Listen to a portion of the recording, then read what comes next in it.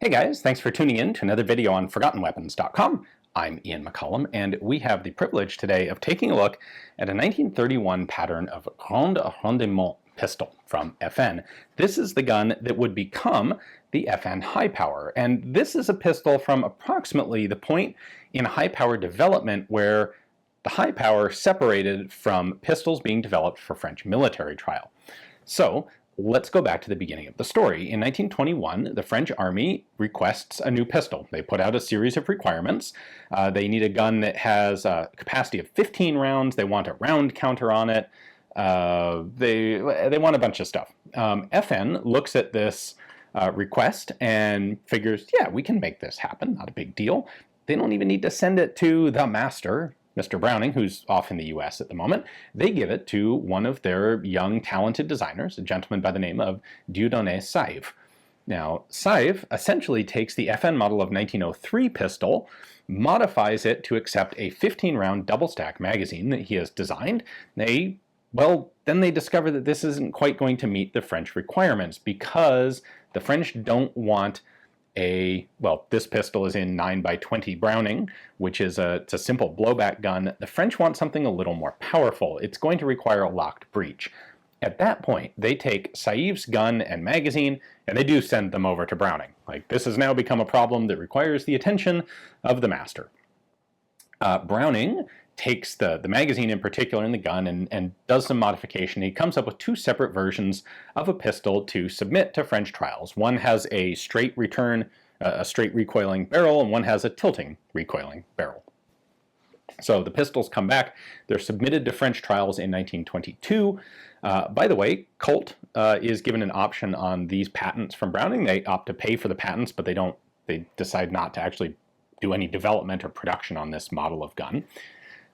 In French trials, the French come up with some changes that they want to make, and this would be the beginning of a very long sequence of changes that the French wanted to make in their pistol trials.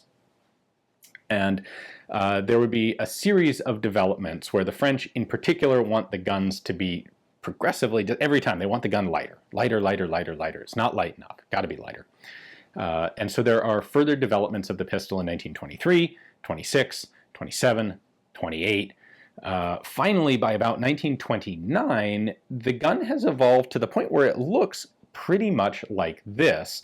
And all of this development work has been done by Saive. In order to save time, really, they take John Browning's original prototypes when they come back from the French trials, and they give the guns back to Saive to make the modifications and the improvements each time the French come up with something that they want to change. And this isn't really a matter of talent, this is a matter of saving time. Saive is on the European side of the Atlantic. Having the guns go back and forth to Browning is going to simply be impractically long. It takes a long time to ship stuff back and forth on a boat over the Atlantic, and they don't have that time, really. So, while John Browning is typically credited with having the Browning High Power as his last design, his hand in the development of this pistol is actually really pretty tangential. He designs the very first original patterns, which bear very little similarity to what would end up becoming the High Power. The original guns have a very different profile. They're striker fired. And the magazine, which they do more or less share in common with the final High Power, is actually something that was designed by Saive. So anyway, by 1930, we get to the point where FN has decided that this gun is good enough that they might be able to get some buyers for it outside of this just French trial that keeps dragging on and on and on. And so in 1929, they announced the Grande Rendement, or the high-efficiency military pistol. By this point, it now has a 13-round magazine. As part of the attempt to save weight, the magazine was cut down, the grip was cut down a little bit. And they announced this for sale in their commercial catalog. And the plan is to find a military customer, get a significant contract for the guns, and use that contract to pay for the tooling process to actually build a production line for them. This is how FN had done the Model 1900 pistol. Yes, it became an extremely popular commercial pistol after they started making it, but they didn't start until they got a substantial military order from the Belgian Army. And lo and behold, the Belgian Army took an interest in this pistol about 1931, and they would go on to order a bunch of them for testing, but we'll talk about that in a moment. First, let's take a closer look at the Grande Rendement and see how it compares to the final High Power, and what it is. This is a really unusual pistol to actually find. Before we go farther, I want to take a moment and plug Anthony van der Linden's outstanding book on this subject, FN Browning Pistols. He actually has the second edition out right now. This is the first edition, but I want to show you what the Grand Rendement started out as. So this is the 1922 French trials submission. And it really is substantially different mechanically and in profile from what would eventually, by 1930/31, be the Grand Rendement. So we evolve from this through this whole series of iterations in the 1920s at the hands of Dieudonné Saive. So Browning is responsible for this. All of this work is Saive, including this guy, and then it's finally that we get to the point where we have the Grand Rendement. So this, it's interesting, this is serial number 211. The gun we have here is number 205. We have essentially exactly this pattern to take a look at. And at this point, we have something that's really very similar to the final Browning high-powered design, but there are a few little differences. One of them is just the design of the grips. Let me bring in a 1940 production Browning high power here. This is actually a Finnish example, but this is standard Browning high power as it was adopted ultimately by the Belgian Army and then everybody else. So we can compare the feature differences here, and you can see the difference in the grip panels. This has a little bit of a slimmer grip to it. It feels a little bit snugger in the hand, and I frankly like it. The hammer design is the same, but the Grand Rendement, the hammer is left in the white on the side, for what that's worth. The controls are identical to the regular, later high-power magazine release on the side of the frame, of course.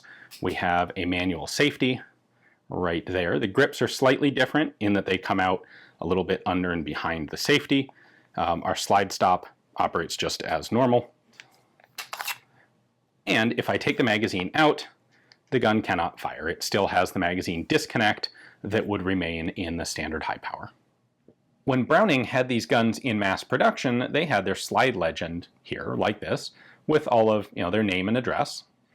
But the Grand Rendement pistols are not in mass production. These are handmade individual examples, and on them, the slide legend is actually hand engraved on every individual gun. You can tell that looking at it, and it's rather distinctive. One of the other things I rather like is the fact that on regular high powers, when you hit the magazine eject, the magazine just barely kind of pops out a little bit, and you have to drag it out by hand. And a lot of people look at that as an obnoxious bug in the design. Well, the Grand Rendement drops its magazines straight out, and in fact, they have this cool two-tone feature to them that you can't help but reference to the two-tone early Colt 1911 magazines, where they heat treat the top separately from the bottom. Well, the Belgian Army develop an interest in the Grand Rendement, but one of the things that they want to change is they don't like the fact that the magazines drop completely free. They don't want magazines hitting the ground and potentially getting damaged or lost, and so they specifically request that FN change the design so that the magazines release but don't actually drop out. Thus, FN goes in, they change the magwell dimensions a bit, and they give a rather rough parkerized texture to the magazines, specifically to give them the friction to do that. Anyway, moving on. We have a slightly different construction here on the front of the slide. The bushing is completely integral to the slide. Now, it's interesting that in the 1929 pattern of Grand Rendement, they actually used a 1911 style removable barrel bushing. 1930/31, kind of the final definitive Grand Rendement pattern, they have gone to a completely integrated barrel bushing. When we get to full-scale adoption and production, it's still an integrated barrel bushing, but it's manufactured as two pieces and then assembled together into one to make production a little bit more efficient. So you have a bit of a different look here at the front of the slide. And, of course, at this point in production, they're not putting shoulder stocks on these pistols. So the gun has plain fixed notch sights. There's no slot in the grip for a shoulder stock. When the gun goes into mass production, when the Belgians adopt it, they do so with an adjustable tangent sight, and a slot for a shoulder stock, and that becomes pretty much the standard pre-war pattern. But all that comes after the basic gun design.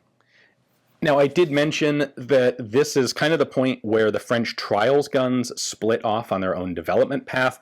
It's worth mentioning that they kind of go off down this weird French rabbit hole. The French trials continue up until 1935, so another 5 years after this pattern. By the time the trials are done, they're back to a single stack magazine. They're in 7.65 French caliber. And they have this like unitized removable fire control parts. One of the things that the Grande Rendement does is ditch that plan to go to a hammer that is actually pinned into the frame and is not part of the disassembly, the field stripping process. Something that the French wanted, that Saive decided to simplify. We don't know total production quantity of this specific pattern, the 1930/31 model of Grande Rendement.